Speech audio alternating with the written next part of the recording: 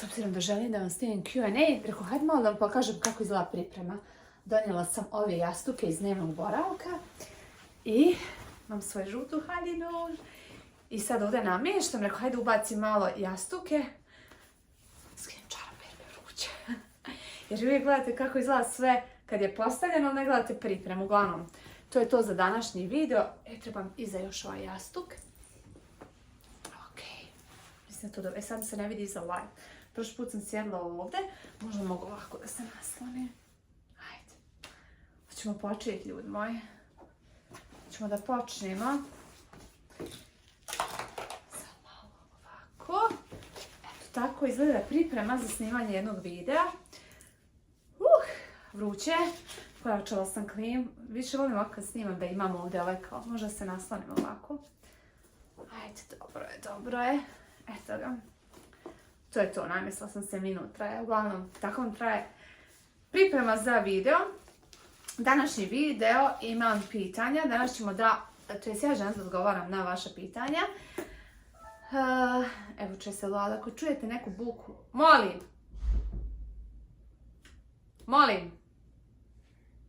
Pokaže samo vrata. Čekajte, Vlado snima drugi video. Sam sekund. Šta? Prekinuo me Vlado. Htjela da pokaže nešto za video jer snimam njega napolje dok pravite svoje mu trebaju za police neki dijelo pa sam ga to snimala, tako da ako čujete mašine neke u pozadini, to se on čuje. Nadam se da ste svi dobro. Danas novi Q&A, bukvalno sam jutros postavila video, sliku svoju da mi postavljate pitanja na Instagram, pa hajde da odgovorimo na par pitanja. I kad išla sam danas do pošte i do banke, onda kad sam se vratila u office sam to odštampala, pa ću sad prije što završim još da vidim da li neko u međuvremenu nije, jer sam ovo odštampala prije 2 sata, da li neko nije postavio neko pitanje pa da odgovorim. Hajde da počnemo. Kakve su cijene za mobilne i internet operatere? Da li je moguće dobiti telefon uz paket? Ovdje imate... Mi imamo AT&T kompaniju, znači preko koje imamo telefon, imate T-Mobile, Verizon, tako da eto, mi plaćamo paket $140 za naša 2 telefona, ne telefona nego paket, znači neograničene pozivi, poruke i internet.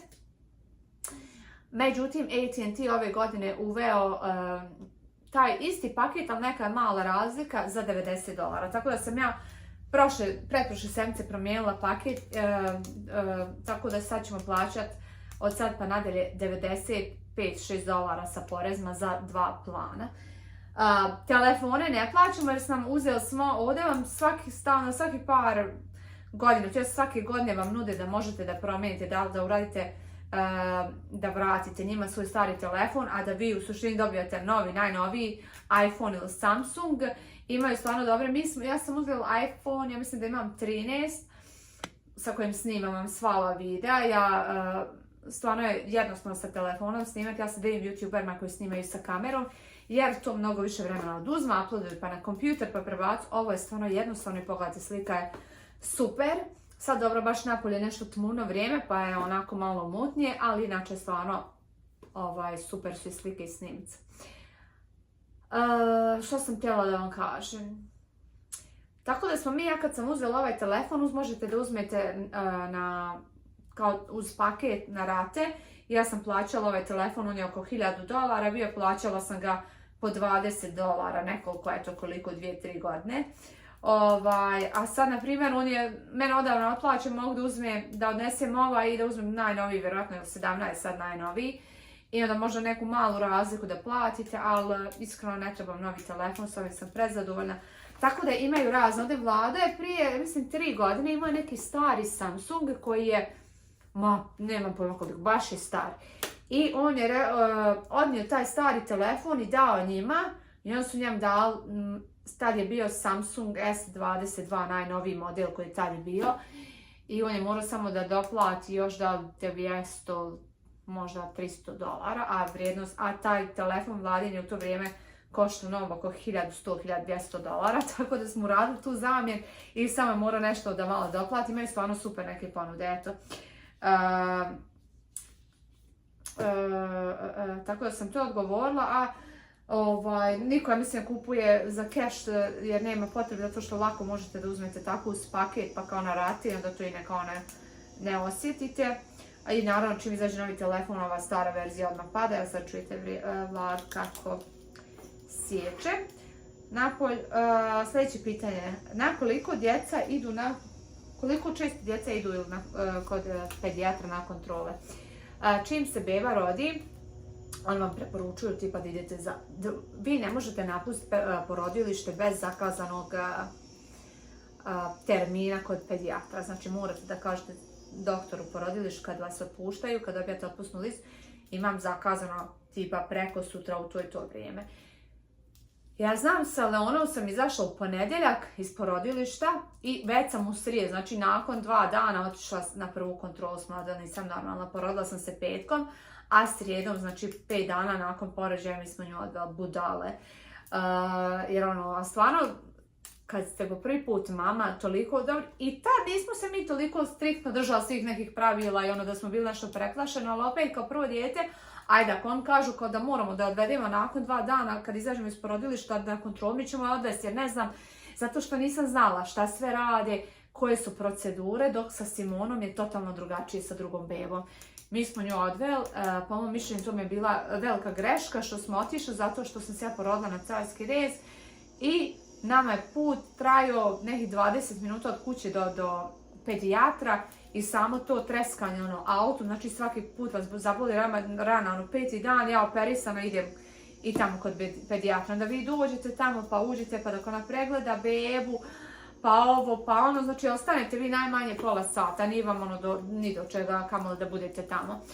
Tako da mislim da to nisam, ali eto nisam, kažem, znala, uglavnom vodite odmah, kažem tad, čim se beba rodi, pa onda za mjesec dana, to jeste ako beba, tad kad je to uvedete, ako se nije vratila na svoju težinu koju je imala na porođaj, morate se vratiti opet nakon 2 sedmice na kontrolu, a ako je već tad nakon 5 dana vraćena na svoju težinu kad se rodila, koju je imala kad se rodila, onda dolazi za mjesec dana.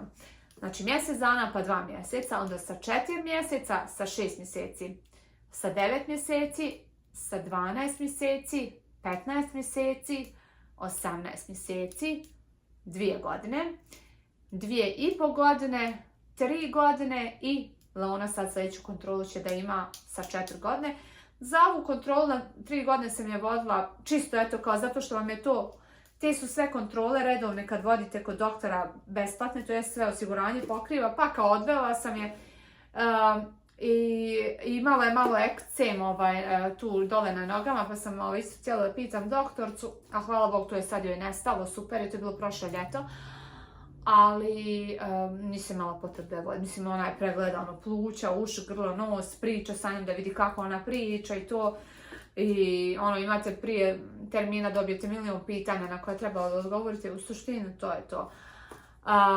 Onda ide na svakih godinu dana. Tako da je to. Što se tiče Simone, nju nismo vodili na prvu kontrolu, mislim tek nakon 10 dana ili 2 nedelje. Rekla sam da hoću prvo ja da se oporavim. I onda lijepo idemo, a stvarno nema potrebe, jer već znala sam tačno šta se sve dešava na svakoj kontroli i uopće nismo žurili, stvarno nema potrebe da žurite. Evo sad ako ovo gleda neko ko je trudan, neka buduća mama, ako vam kažu nešto, vjerujte, jer vi vidite ako vaša beba jede piški, kaki i lijepo spava, znači nema uopće potrebe da žurite kao što prije. Da nešto nije, drugo je sad da nešto nije u redu, a ovako mislim da uopšte nema potrebe se žuri jer beba i malena i vi treba da se oporavite, tako da sa Simonom uopšte, jedino smo morate da idete, ali opet ni to nismo išli. Ja mislim da smo išli nakon 10 dana da morate ovdje se 2 nedelje nakon porođaja morate da idete u svoje porodilište, barem se tu vadi krv kad se vadi iz prsta, iz dole kad vam stopalo pa vadi krv iz prsta, ta testiranja što radi, to morate uraditi u prve 2 nedelje od rođenja. Mi smo je odveli nakon 10 dana, a kao prvi taj pregled kod pedijatra nakon 2 nedelje.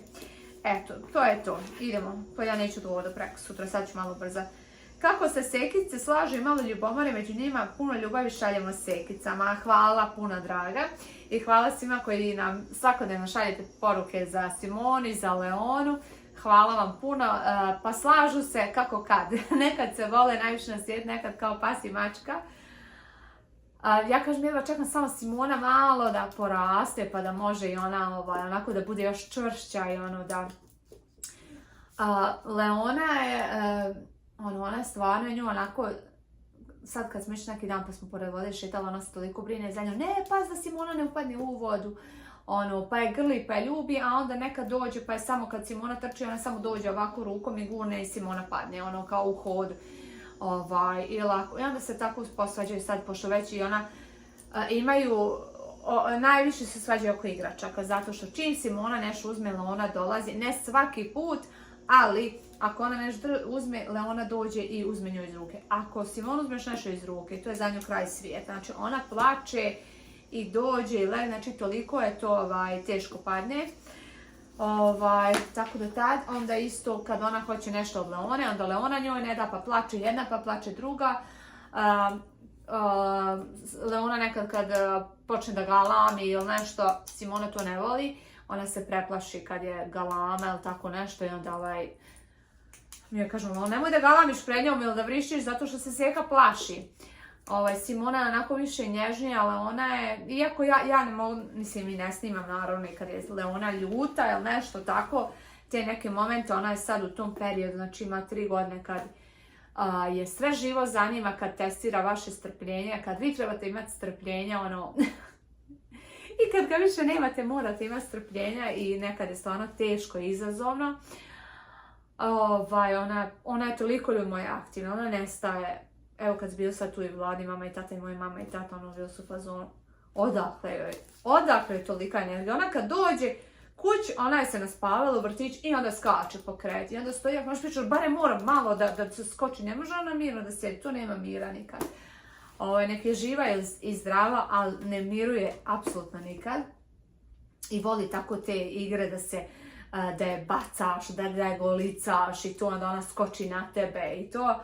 A onda dođe ljubi Simon, pa je grli, pa kaže Seka moja, moj život, moje sve na svijet. I onda voli kad idemo u vrtić, prvo pokupimo Leon jer ona mora ići sa nama u učionicu po Simon, pa onda ona ide po nju.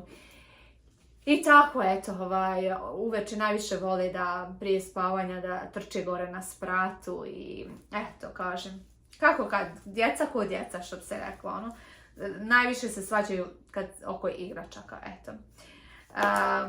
Vjerojatno sam zaboravila nešto reći, ali ne mogu se sjetiti svega. Martina, je li bio video tvog rođendana, možda sam preskočila ili Vladin isti? Nije bilo, ove godine smo odlučili da ne snimamo naše rođendane. Tako da su rođendan prošli, moj je bio u martu, Vladin u maju, prošli rođendani, nismo ništa snimali i eto, to je to. Proslavili smo, gdje smo bili za moj rođendan? Pa uglavnom mi jedno drugom napravimo tortu za rođendan, odemo negdje na ručak, tako smo za moj rođendan. I onda smo otišli u restoran za ručak, ove godine nismo išli nigdje za Vladin rođendan za ručak jer smo ujutro tort i sve ostalo, onda smo išli od mojih gazda je se najstariji sin vjerio, imali su veliku proslavu za 100 ljudi, mi smo bili pozvani, bili smo čitav dan tamo na proslav, tako da smo imali veliku proslavu Vladnog rođendana. Sljedeće pitanje, glavno pitanje, možeš li da me zapratiš, neko kaže, možeš li da me zapratiš na Instagramu, pa iskreno ja mogu da zapratim, ali eto, ne znam, ako nešto to znači mogu, naravno nijem problem, ali ja zaista pratim ljude ili koje poznajem ili neke ove javne ličnosti koje su mi zanimljive, eto, to je to u suštini, ali eto, ako nešto znači mogu, nijem problem. Savjet za organizaciju vremena za zaposlene mame sa malom djecom. Joj, za organizaciju, pa definitivno morate biti organizovan, da isplanirate sve unaprijed, naravno ne sve, ali dosta toga morate da budete jednostavno organizovani, ne možete da kažete sada ustane da kaže ili kad kažu pust sutra ću, preko sutra ću, ima vremena, obaveze samo se nagomilavaju i neće se smanjiti, da sad sutra kao te obaveze što imate danas da će sutra nestati. Apsolutno neće. Ako ih vi ne uradite, neće niko drugi. Ako su to neke vaše obaveze. Tako da, ono što vlade, ja neću puno se zadržavati na ovom pitanju jer smo rekli, već pola godina obećamo, snimit ćemo video kako se mi organizujemo sam sa djecom. I eto kako se organizujemo da ne stižemo, ali on sad tu radi. Ja sam mislila snimimo zajedno video, ali dok ja završim ovaj video, dok on završi napolj, idemo po djecu u vrtić. One mogu biti do 6 u vrtiću, a nama žao da njih ostavimo, jer one kad u 3 se probude, mi uglavnom njih pokupimo, nekad ih ostavimo do 4, da mi možemo nešto da kući, eto kad ja dođem da napravimo jelo ili da malo odmorimo, da napravimo pauzu i to je to. U sušenju ja ustajem u 5 ujutro i u 5 ujutro je moje vrijeme kad ja ili uradim nokte, operem kosu, sfeniram se, složim veš koji sam oprala, na primjer, sinoć. Siđem dole u kuhinju, spremam doručak za djecu, spremam doručak sebi za posao, spremam za djecu, spremam sebi za posao, spremam se za posao, tuširam se.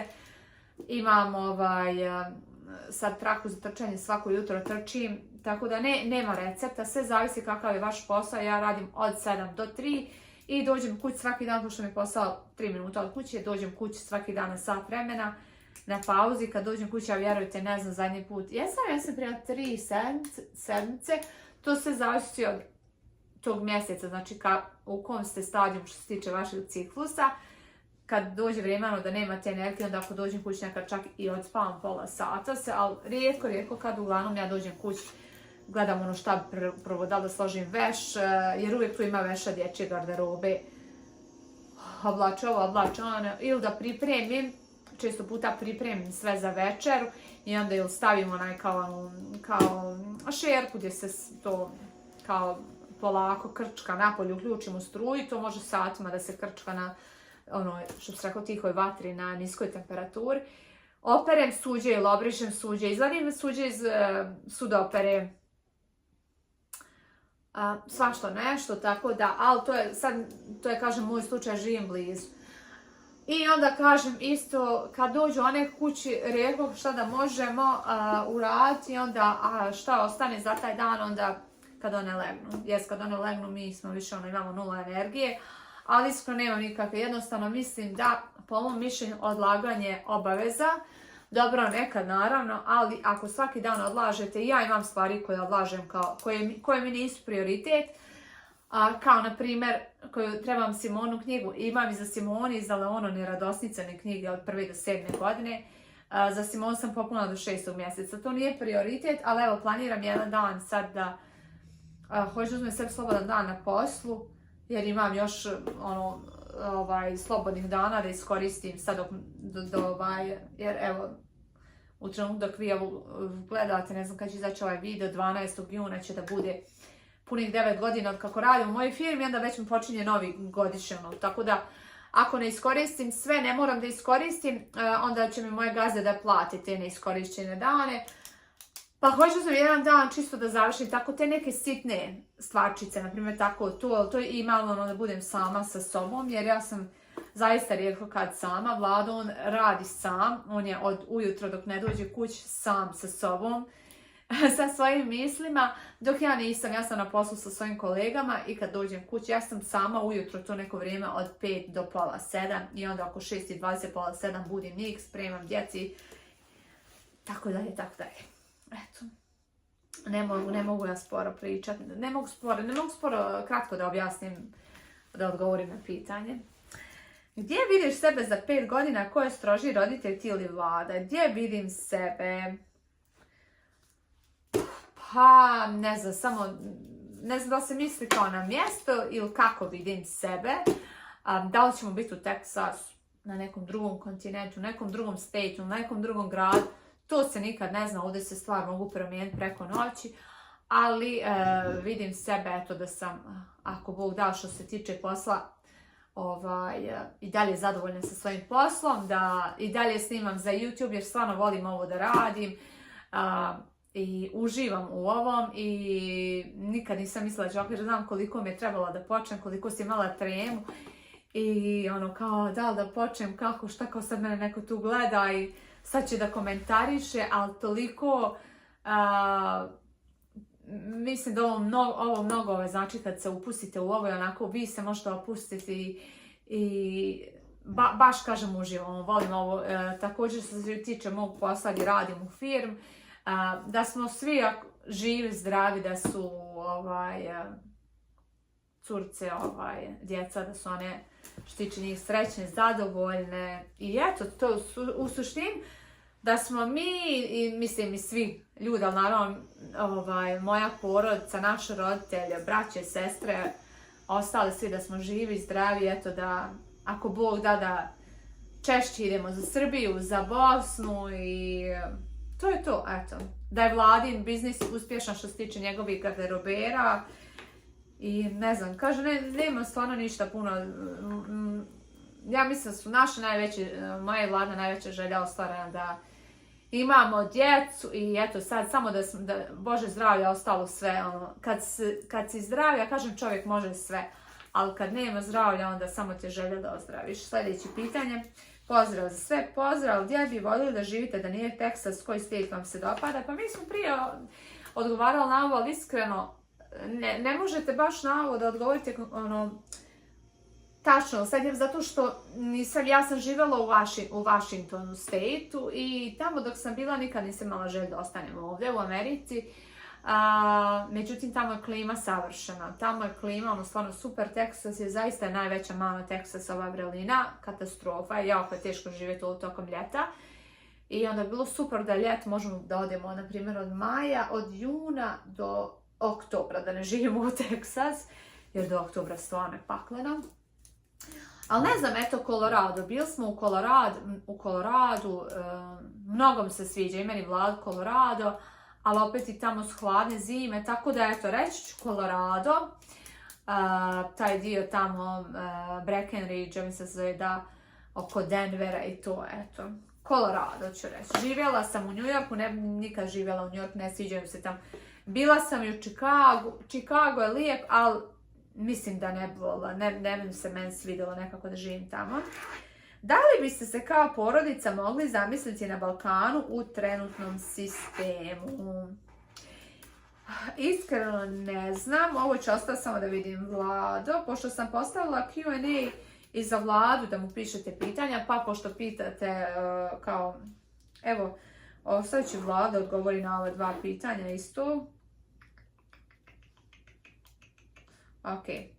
Ako vidim da su neka pitanja za mene i za njega, zaokružila sam pa da može i Vlado da odgovori. Iskreno, ne mogu ja da kažem sad kakva je trenutna situacija tamo, jer ja sam otišla prije 12 godina. Znam ono što moji kažu, što vidim preko društvenih mreža. Tako da, ne znam, morala bi da živim, pa onda da kažem, ok, mogu sad da se snađem ili ne. Mnogi ljudi kad se vrate nakon nekoliko godina iz inostranstva, nekako ili mogu da se prilagode i ostanu, međutim mnogi i odu, pa se opet vrate ovamo, tako da ne znam, ne znam šta bi sam odgovorila na ovo pitanje. Eto.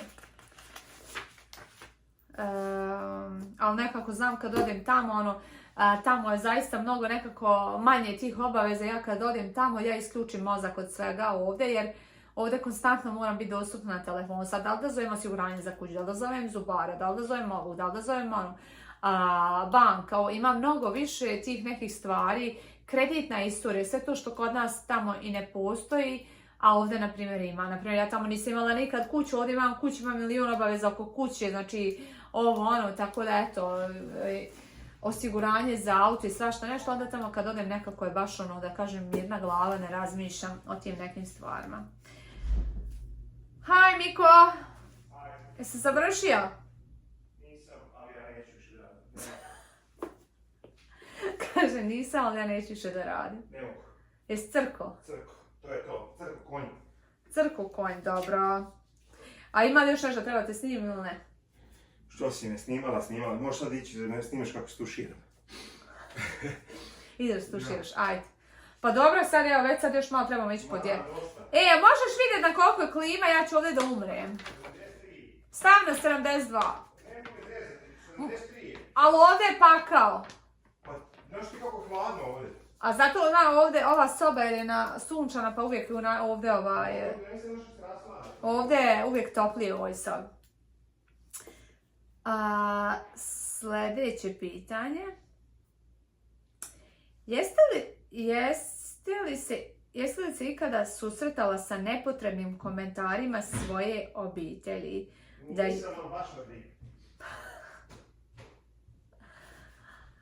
Daljina, način života. Jesu li se ikada žalile vaše obitelji što trebaju vama putovati? Samo gledam, ovdje su 2 pitanja. Evo ovako, pa kao prvo, znači, put je jako dugačak, jako dug. Znači, meni je naporno, a tek mogu zamisliti s našim roditeljima. Vladni roditelji su još stariji od mojih roditelja. I kako im je naporan i dug put i svaki put kad dođu, kao sad smo došli, više ne dolazimo jer je ono baš dug put. Moj sestra rekla, kaže, kad ti dobiješ zelenu kartu, ti ćeš dolaziti, mi više ne možemo dolaziti jer je baš ono, predugo je. Plus mojima treba čak više, Vladni žive blizu aerodroma pola sata, onda moji mama i tata dođu uveče dođu kod Vladni mame i tate, pa malo odspavaju, pa ih onda one odvezu ujutru 4 sata na aerodrom. Znači, moj sad kad se vraćao kući, on se ostao na hrvatskoj granici 4 sata. Znači, od Vladnih mame i tate do naše kući treba 3 sata i on se još preko Hrvatske 4 sata se nisu pomjerili zbog onog slikanja, onih gluposti što su uveli na granicama. Tako da su došli kući u ponoć, bio spremoren. Znači, mojima dok izađu iz ove kuće i uđu u svoju kuću Derbin treba minimum 24 sata. To je stvarno dugo. I tako da on i moji Vladni kažu, mislim, njima se ne sviđa ovaj sistem ovdje da bi oni mogli da žive ovdje. On dođu bukvalno zbog nas, da nas vide, a kaže da nisu mi ovdje, nemaju potrebe da dolaze. Tako da to i pa dobro, uvijek tu bude onih komentara da im je teško i što smo toliko daleko, teško im je zbog djece i ne znam, eto, nekako kako čovjek, kako vrijeme prolazi, to misliš kada će biti lakše, ali nije, uvijek sve teže i teže i ti rastanci, sve to. Ali eto, takav je život, ja kažem, mi neki koji smo se odlučili da odemo da se preselimo, mi smo baš daleko odlučili da se preselimo. I opet kao da ste barem ovdje u Evropi ili negdje, ali opet znam i ljudi koji su u Njemačkoj ili negdje, ne dolaze ni on kući stalno, dođu možda 1-2 puta, ali eto kažu, kaže kao barem nije nam, možemo autom, nije preko okeana. Tako da im je naravno teško je i nama i njima, ali njima još više jer smo mi njihova djeca. Ja to ne mogu ni zamisliti kako je njima jer ja nisam se s tim susrela kad naša djeca odrastu i kad odu od nas, onda ću znati, vjerujem da je teško i znam da je teško, ali kažem ne mogu imati ja taj osjećaj ko što oni imaju jer smo mi njihova djeca. Mi smo opet, nama je s te strane lakše jer smo mi kao puni smo života i sve sad smo došli ovdje da gradimo, da nešto stvorimo i otišli smo od njih. Ali opet kažem, mislim da je opet je malo lakše, na primjer ja nisam direktno otišla od svojih kao pa došla ovdje kao što ni Vlada, nije Vlada bio u Novom Sadu, ja sam isto bila 5 godina u Novom Sadu pa sam onda došla ovdje. Mislim da su najteže prvi put kad odeš od kuće, to prvo odvajanje. Tako da eto uvijek je da smo bliže i to i eto i mojima i Vladima je, kažu isto kako vrijeme prolazi sve teže i teže i eto, neću da se rasplačem, idemo dalje na sljedeće pitanje. Da li će djeca ići u public školu, državnu školu, sa koliko godina kreću? Djeca kreću u školu ovdje sa 5 godina, ali 5 godina moraju da imaju, ovdje škola kreće u avgustu, oko 20. avgusta, završava se tipa druga sedmica maja. I oni moraju do tog dana, do 20. tipa avgusta da imaju 5 godina. Leona će imati 5,5 godina kad krene u školu.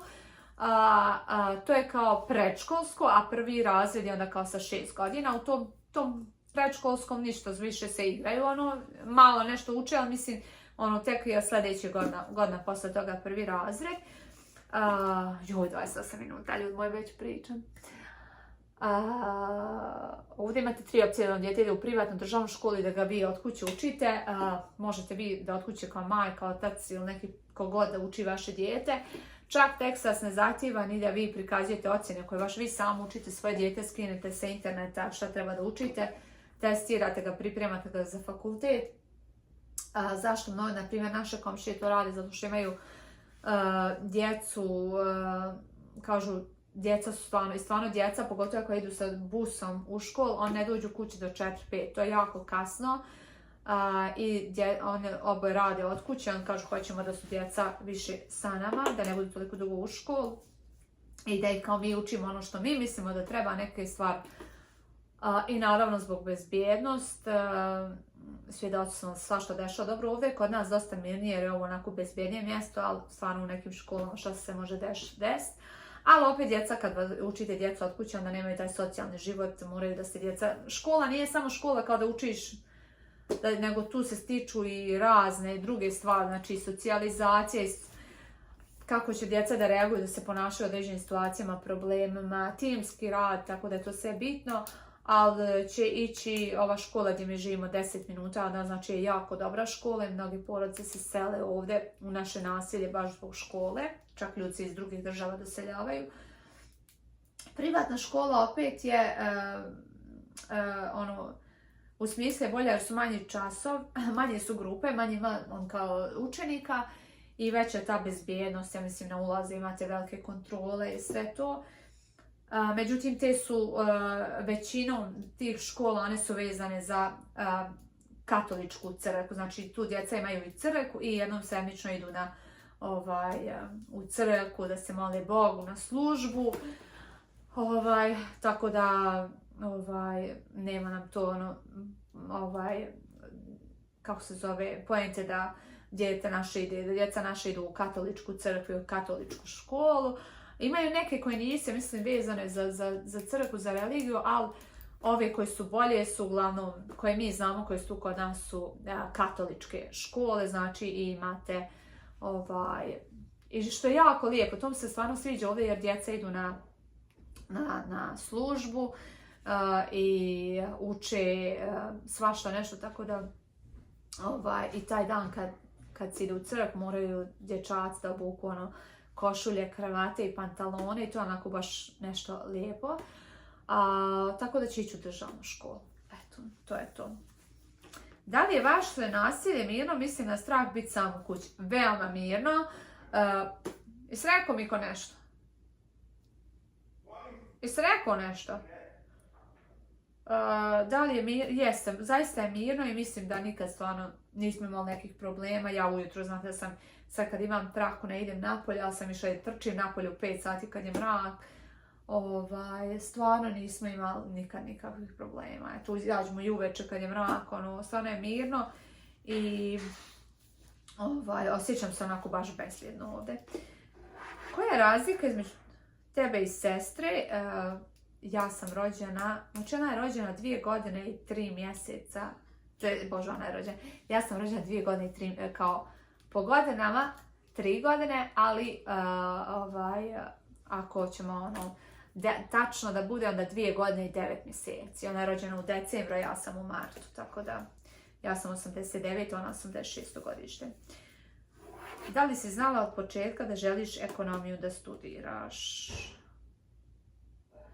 Pa jesam, ja sam išla u ekonomiju. Ne mogu se sad sjetiti konkretno kad sam upisivala ekonomsku školu, kad je to bilo davno.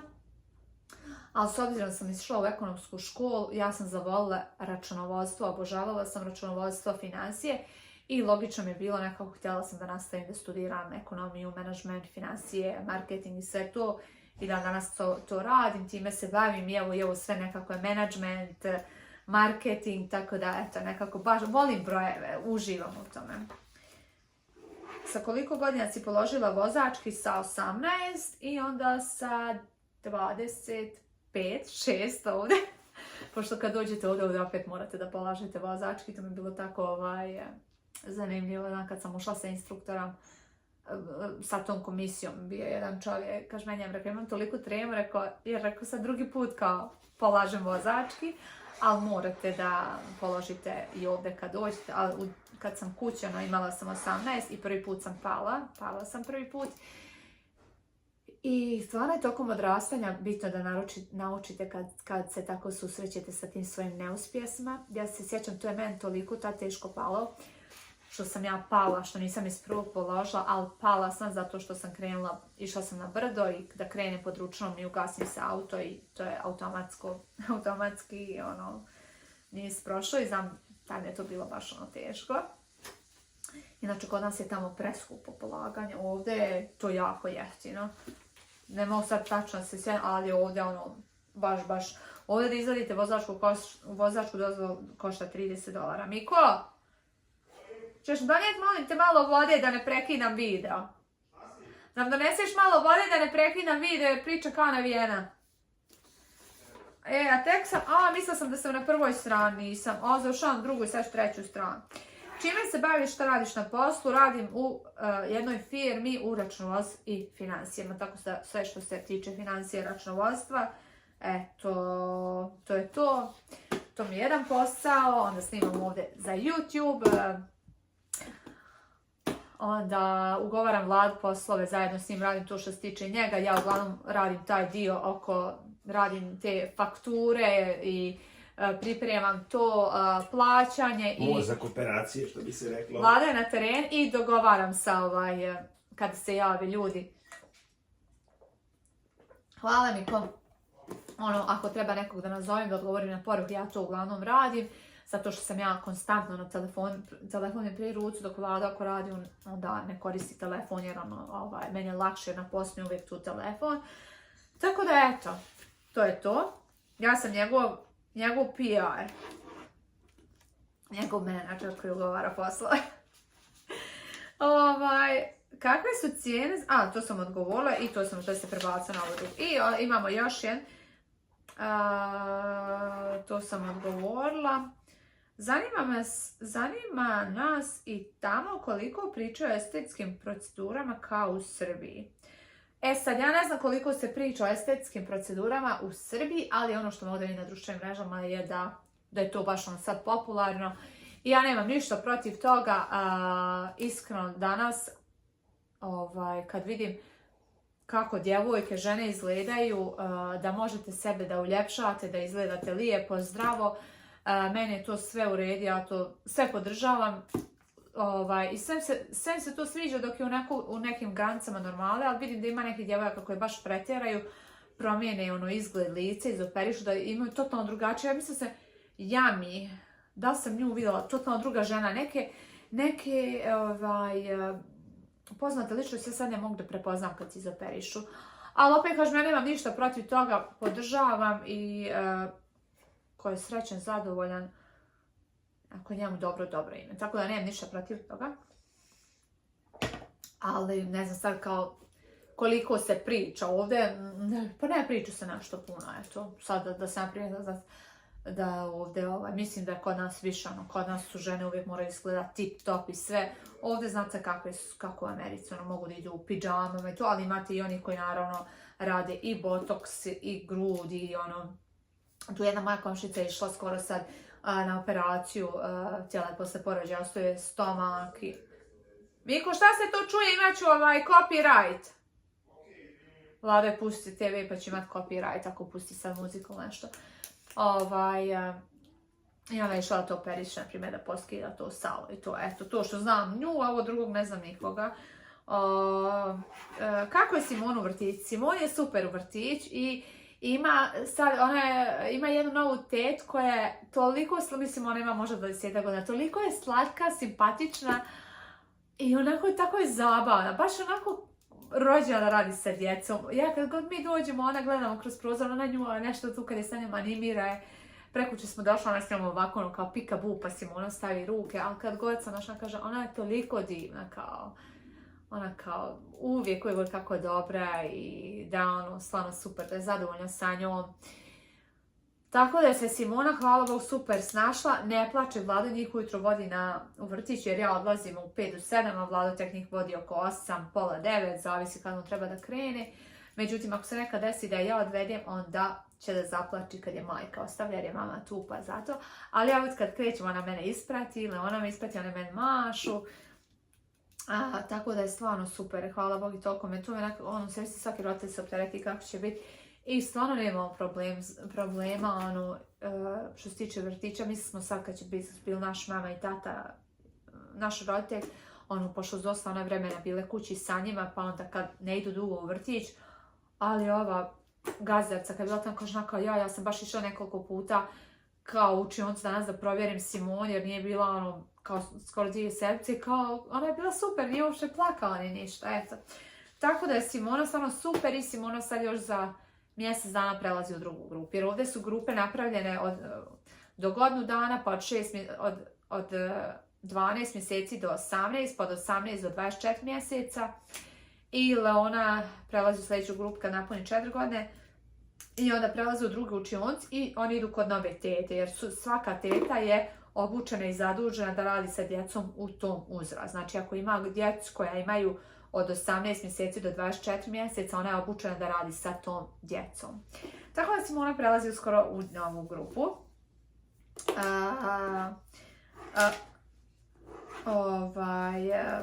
Pitanje kad ćeš u Derventu? Pa nadam se uskoro, eto. Nadam se uskoro, nemam odgovor na ovo pitanje kad konkretno.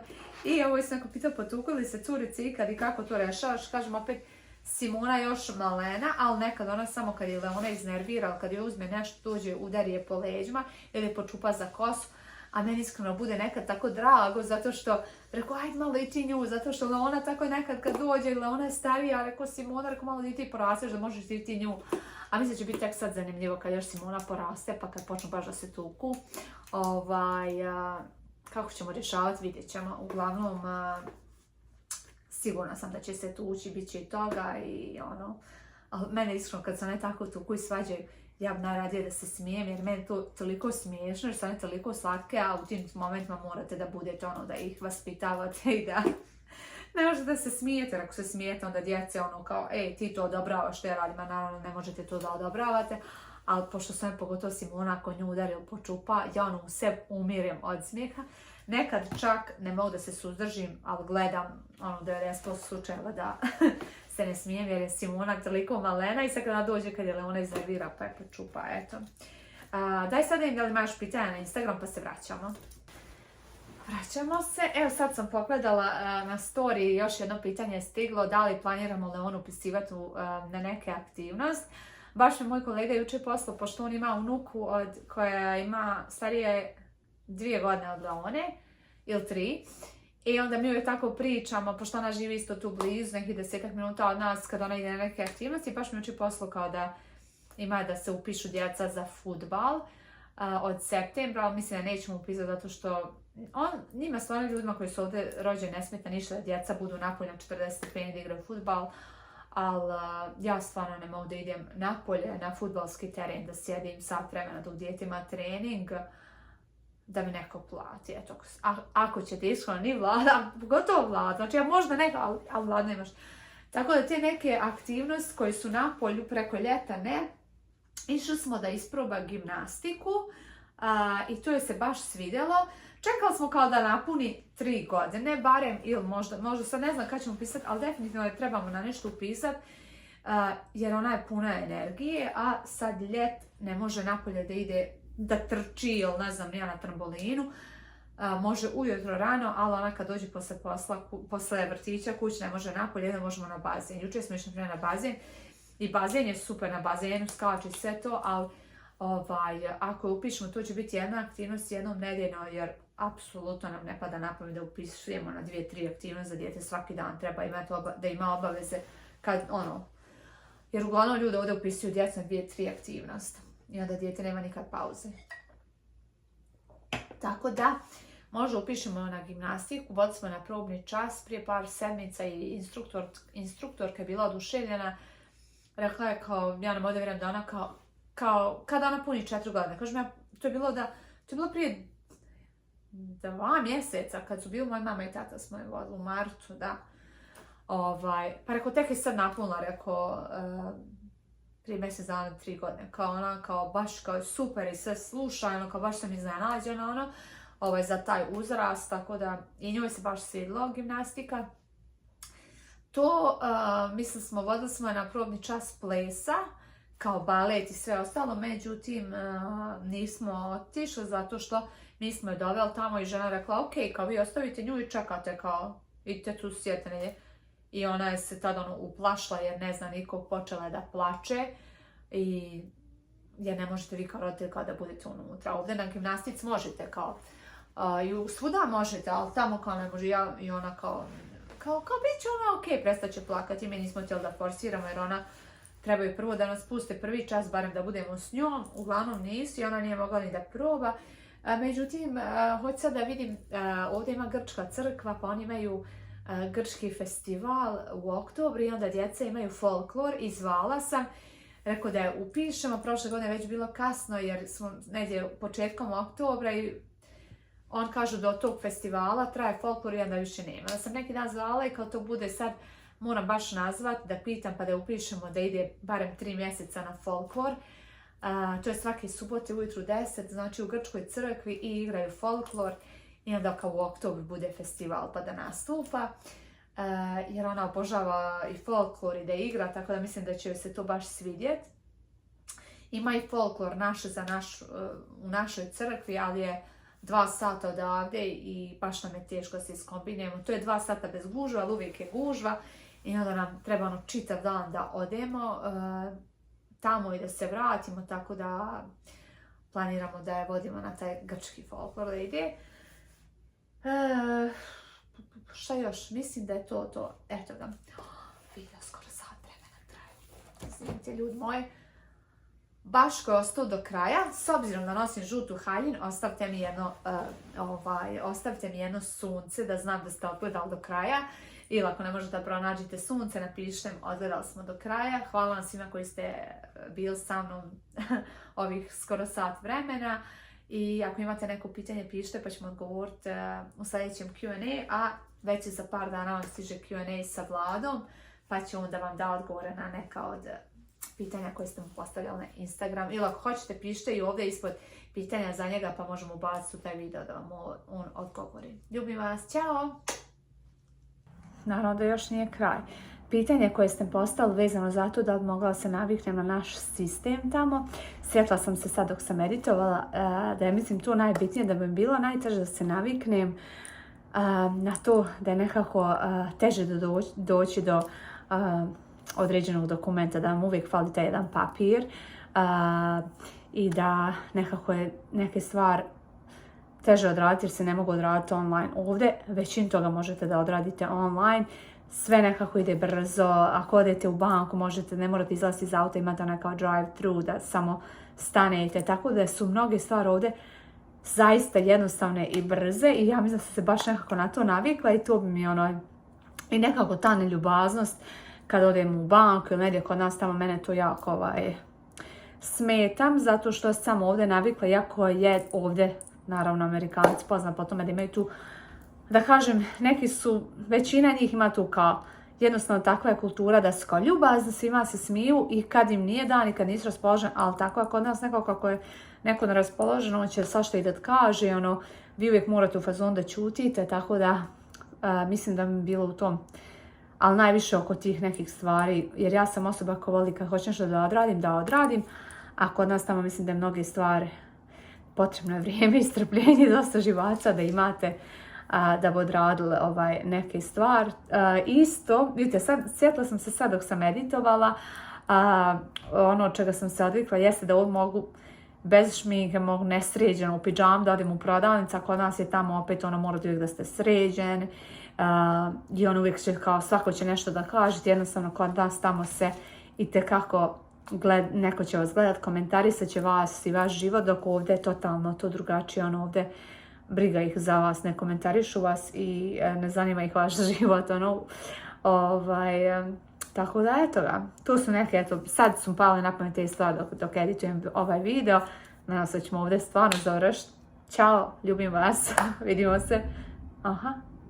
Ili ovo ovaj bager tamo. Inače sam sad u sobi pa ovdje rade kuće sad ispred mene, a iza to jest ispred vas, a iza mene ili obrnuto, ne znam, ali prave kuće u našem naselju.